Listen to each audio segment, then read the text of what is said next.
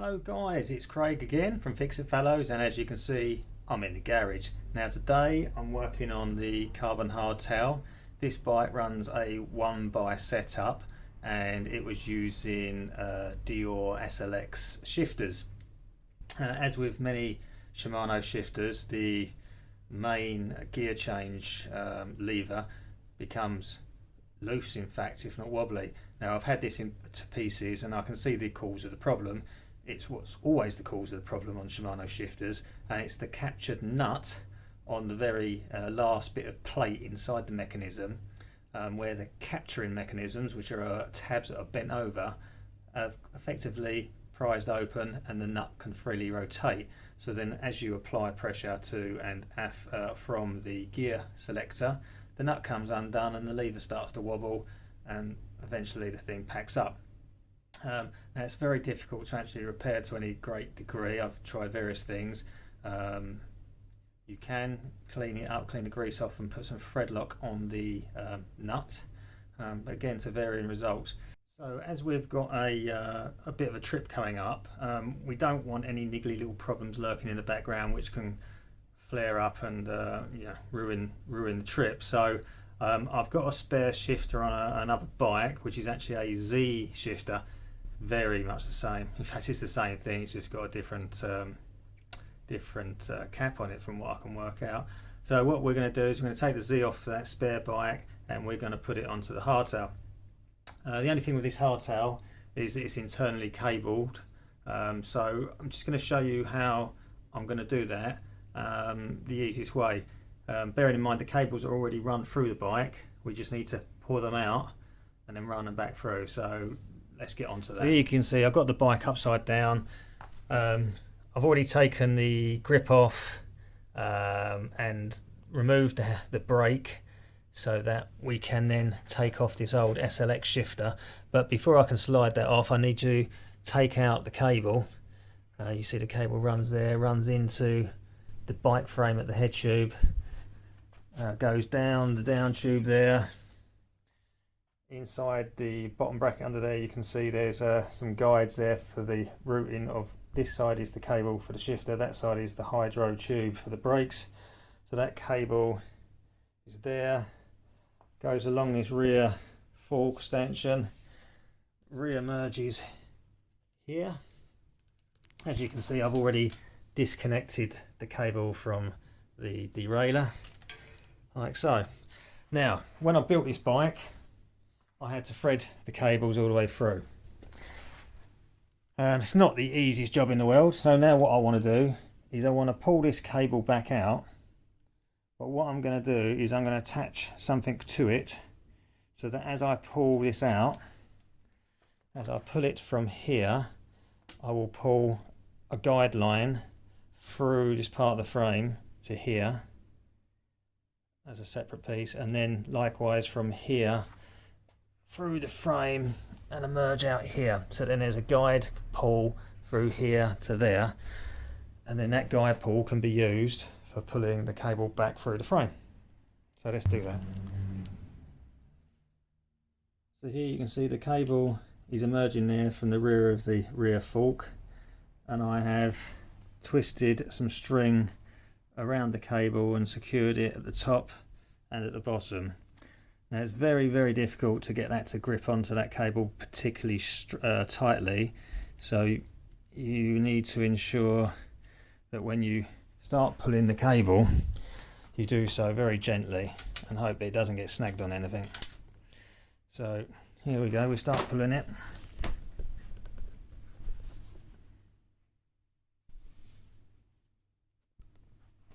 And we just gently offer it into the hole.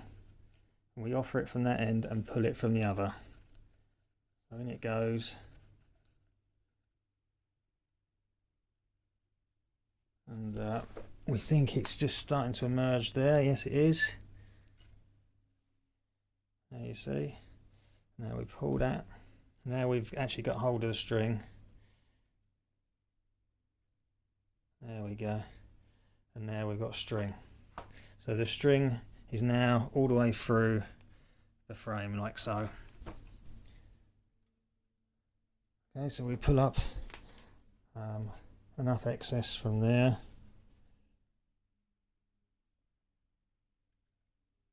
And now it's a case of going down to the other end of the frame there and start pulling it out from there.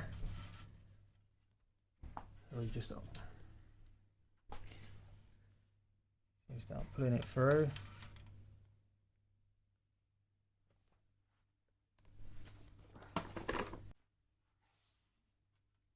We're offering it in at the bottom bracket end and pulling from the head tube.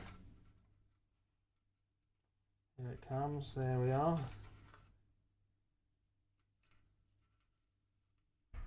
And there we have it, the string is now bowed through at both points.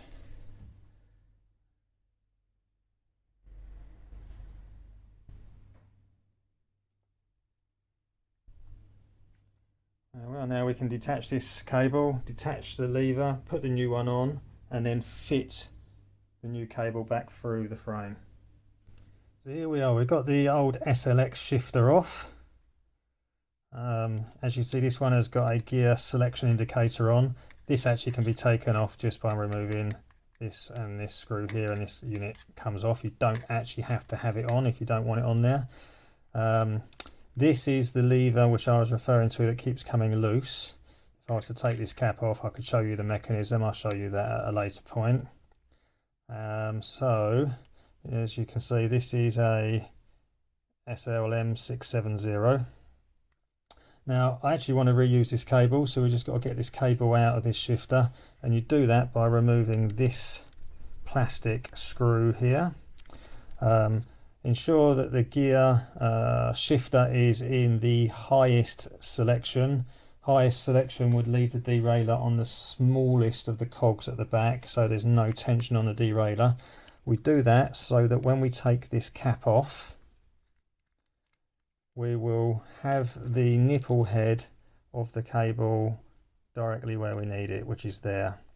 If you was in a different gear selection, that nipple head and the nylon housing that it sits in would be at a different position inside this shifter, and you wouldn't be able to get the cable out. So that's what gear selection you need to be in. If you open up, take out that plastic screw and you can't see the nipple head, you just knock down your selection until you can see it.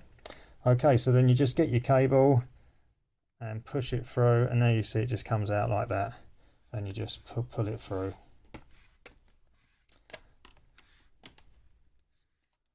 Out it comes. So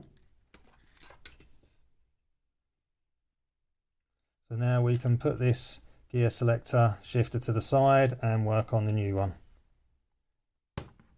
Right, so here we are. Here's the SLX, the old one, and here is the ZEE. Okay, so the ZEE is officially a SL640, whereas the SLX is a 670, but they are identical, absolutely identical. Both 10-speed, both got metal levers with plastic casings on the end. Every aspect of the moulding is the same. The preload screw nuts there are the same. The bands that hold them onto the handlebars are almost identical, save a little bit of moulding detail. The only difference is that this SLX comes with a gear selector indicator and the ZEE doesn't, but you can remove these covers, and I suspect that I could put this selector indicator onto that. But I'm not going to bother doing that. But there you see they're both the same. Now I shall show you the insides. There we are. The back covers are off of both of them. This one is the SLX 670. This one is the ZEE. And on the ZEE you can see the nut I was referring to is held in place by these 4 tabs that get bent over during manufacture. Now those tabs bent over stop that nut from rotating, whereas on the SLX one the tabs had actually bent back over, and one of them had snapped off. I'm currently utilizing a bit of plastic as a kind of thread lock over the screw, placing the bolt on, keeping that bolt tight, but I cannot get the same amount of tension on that as per the manufacturer. It's also critical how much this nut is done up. If you overdo it, these mechanisms do not work freely, so it's very difficult to get this set at the right point. So rather than mucking around anymore, I'm putting the old SLX one to the side and we're going to fit the ZEE. Okay, so we're back with the ZEE. We're going to put the cable back in there. Just to make things a bit easier, I've taken out the sort of preload adjuster out of there to make that opening a bit bigger, and then we can then thread the cable over that bit manually. So we'll just put that to the side 1 second. So we just offer the cable back down through the mechanism like so. Offer it through there, it emerges from the other end. Then we can put the preload adjuster on like that, get that threaded back in.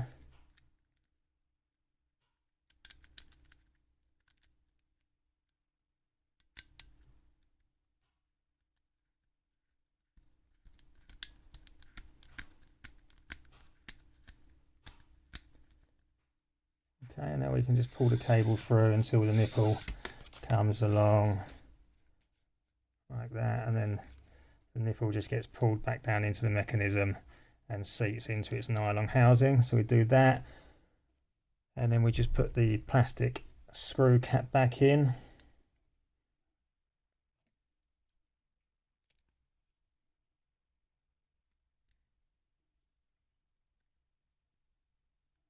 Like so. Now we can offer the cable back through the bike.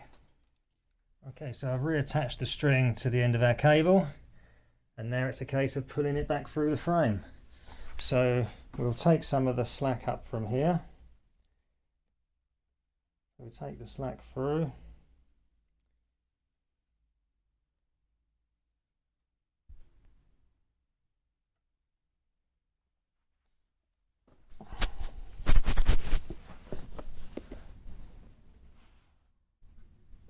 And we offer in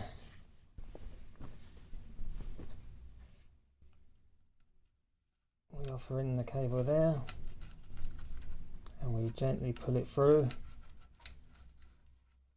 So that's feeding in there, and we keep pulling until we see it up here.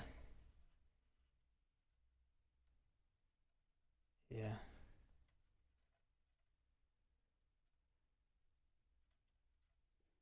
There's a bit of a tight opening there, so sometimes you might need some long nose pliers.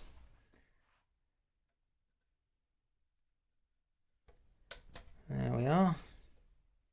And now we pull that through. And we pull all that cable through and get everything seated at this end as we want it. So that's back in. That's back in there, and we've got our cable there. Now it's a case of pulling it through from this end. So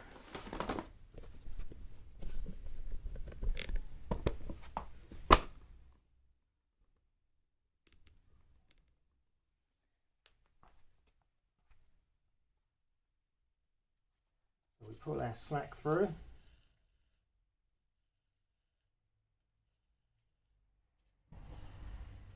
And then we gently offer in the cable into the hole, feed it in.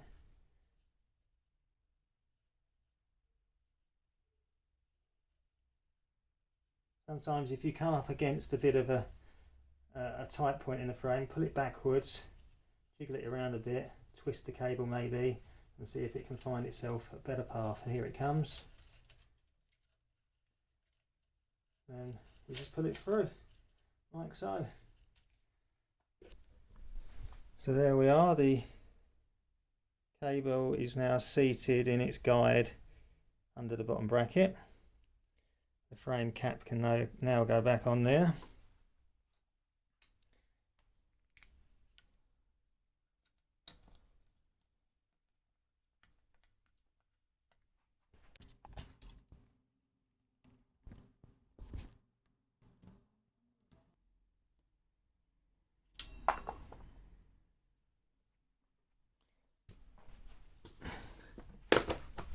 Now it's just a case of detaching the string and connecting back up your derailleur as normal. Here we are, derailleur's back on. We go through the shifter.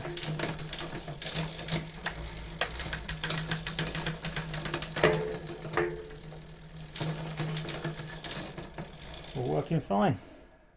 So there we are, there's the shifter changed on our carbon hardtail, and the cables run internally through the frame. If you use the string method, you shouldn't get into too much trouble. You can do exactly the same when you're running hydraulic lines through your bike as well. Obviously it's always easier when you've got those lines and pipework in the frame already that you can pull back through and pull your string through. If you're doing it on a completely fresh build and there isn't guide pulls in the frame, then it is a fishing operation using sort of, well, you can buy tools for it, or you can use bent bits of coat hanger to push and hook string through. But there you go, we got away with that pretty trouble free. The bike is now good for a good thrashing. Thank you for watching this video, and I shall see you again very soon. Please be sure to check out some of my other videos, and as ever, give me a thumbs up if you liked it, and please be sure to subscribe, and more importantly, hit the notification bell so you know when I upload my latest video. Thanks guys, see you soon.